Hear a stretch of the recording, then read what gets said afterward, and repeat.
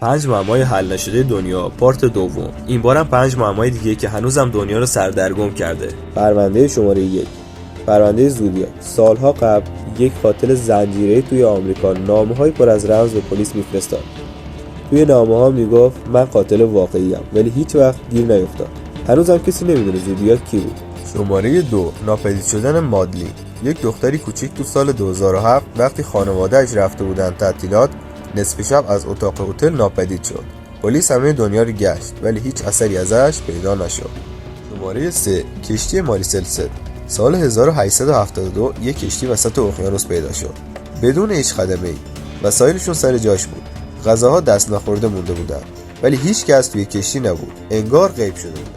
شماره 4. مرگ الیزا. سال 2013 یه دختری به اسم الیزا توی هتل سیسیل لس آنجلس ناپدید شد.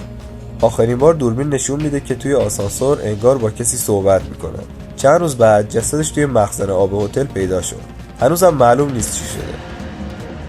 آخر میرسیم به شماره 5. مثلث برمودا. یه منطقه توی اقیانوس اطلس هست به اسم مثلث برمودا.